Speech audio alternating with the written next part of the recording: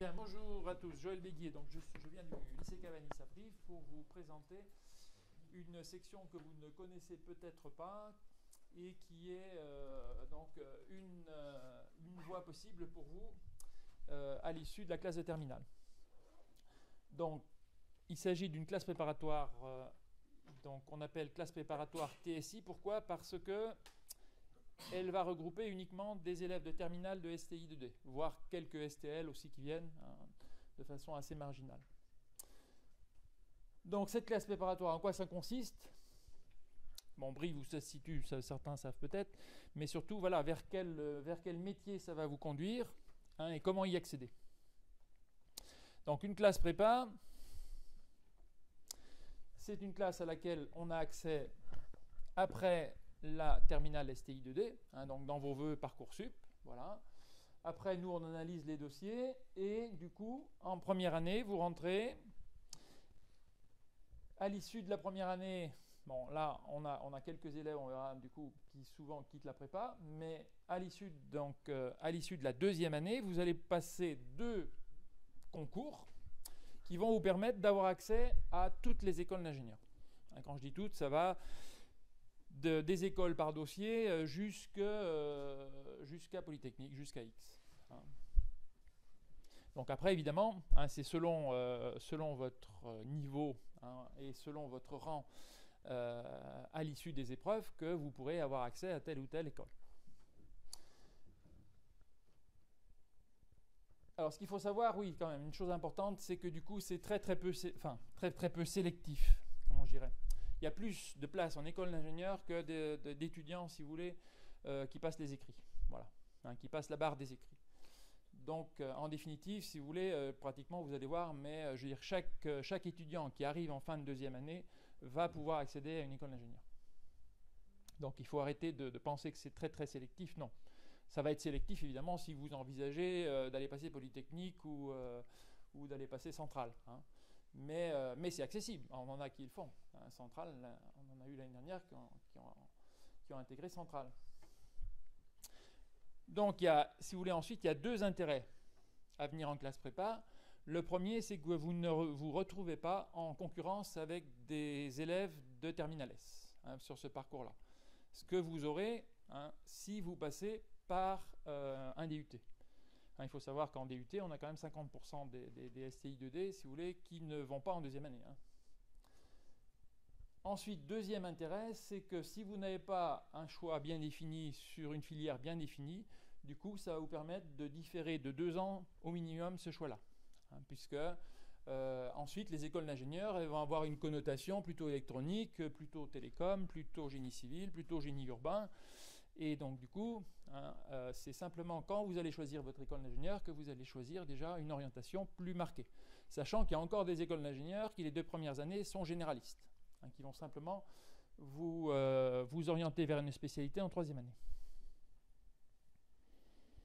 Donc après, vous avez tous les avantages, si vous voulez, de l'école d'ingénieur, sachant qu'on a de plus en plus d'écoles d'ingénieurs qui vous offrent la possibilité soit de faire la formation en parcours initial, soit de faire la formation sous forme d'alternance, y compris des très bonnes écoles comme Supélec. L'année dernière, on a deux étudiants qui sont rentrés à Supélec et qui sont en alternance avec EDF.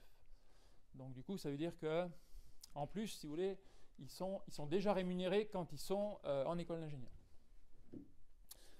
Ensuite, évidemment, les lieux, vous connaissez tous des ingénieurs, les lieux de travail sont très diversifiés. On a de plus en plus de jeunes qui sont à l'étranger parce qu'en 2e année d'école d'ingénieur, souvent, vous allez faire au minimum un stage à l'étranger, voire pour certaines, vous allez pouvoir faire ce qu'on appelle une année de césure, c'est-à-dire rester 1 an à l'étranger pour préparer un double diplôme. Il y a les arts et métiers qui font beaucoup ça. Donc voilà. Donc la classe prépa, c'est vraiment, si vous voulez, la voie royale pour aller faire un diplôme d'ingénieur. Nous, du coup, comme je vous disais tout à l'heure, on va simplement faire une sélection des dossiers et on ne demande pas un niveau, si vous voulez, ce n'est pas le niveau de départ qu'on demande, c'est surtout ensuite à vous de savoir si vous êtes capable, du coup, de faire un travail régulier. Je vais vous expliquer en quoi consiste un travail régulier et surtout Voilà, parce qu'on le voit tous les ans, ce qu'il faut, c'est être motivé. Hein, cette année encore, en deuxième année, on a des étudiants qui sont arrivés qui avaient un très très bon niveau, mention très bien, et en définitive, c'est pas eux qui s'en sortent les mieux, parce que ils n'ont pas réussi vraiment à se mettre au travail sur un travail régulier, hein, parce que la facilité, quelquefois, c'est pas ce qu'il y a de mieux. Mais par contre, on en a qui avaient beaucoup plus de difficultés, qui eux sont mis vraiment au travail, mais de façon régulière, et qui progressent, hein, qui vont sans doute avoir une très bonne école d'ingénieur.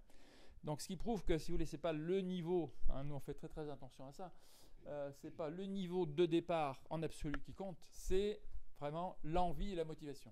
Voilà.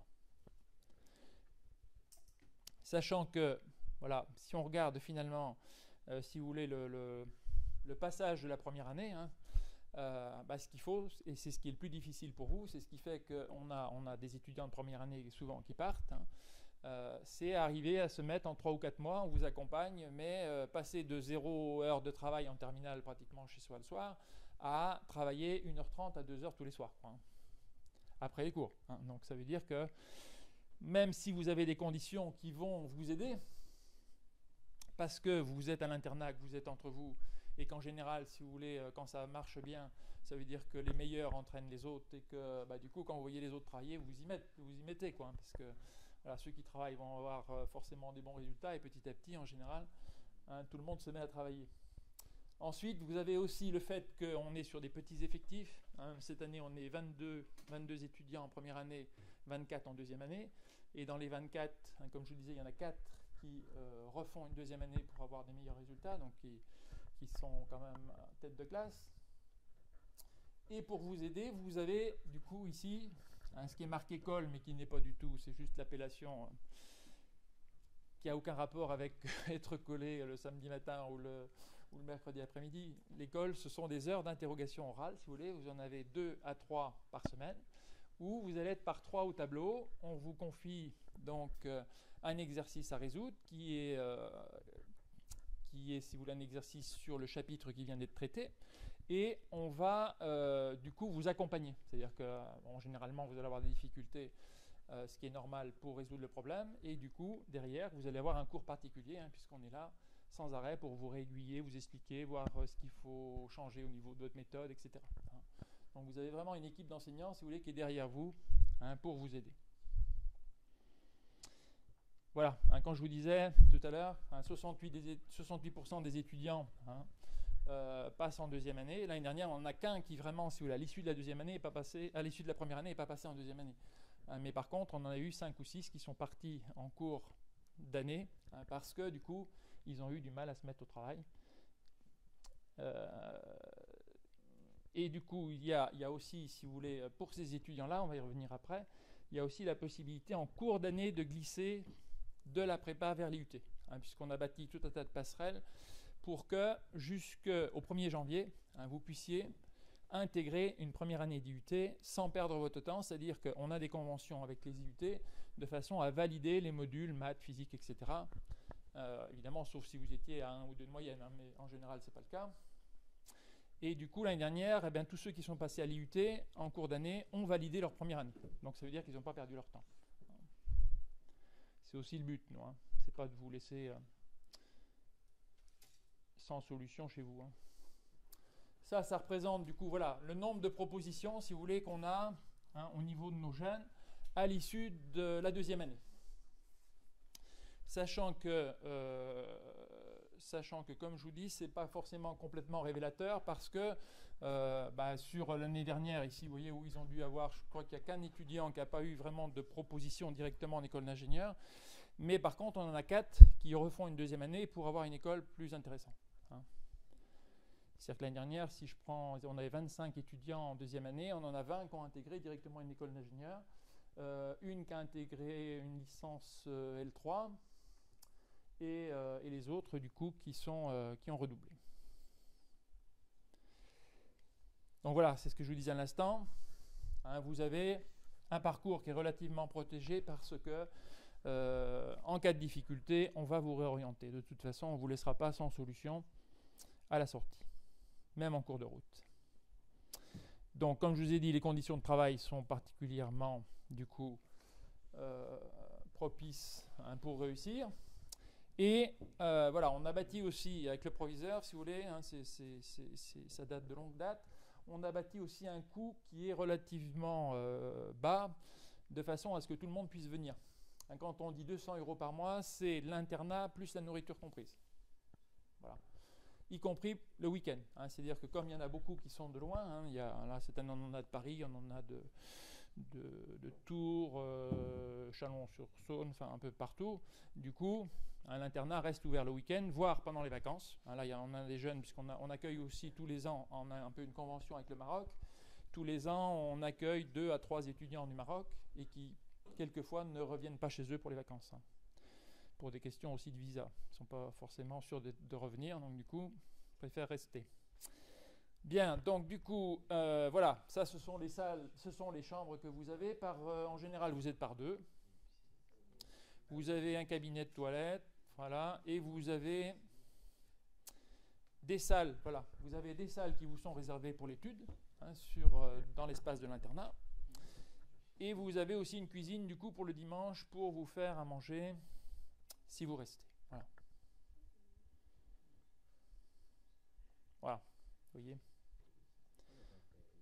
Donc du coup, mais c'est aussi parce que bon, vous passez du statut de lycéen au statut d'étudiant quand même, si vous voulez. Donc on essaie quand même de faire en sorte que la vie soit assez agréable et facile, quoi. Enfin, on a personne qui se plaint de l'internat. Hein. Voilà. Et après, Brive, voilà. Hein, du coup, Brive, c'est, enfin, vous savez peut-être quand même, hein, c'est à peu près à 2 heures d'ici, par l'autoroute, par la 89.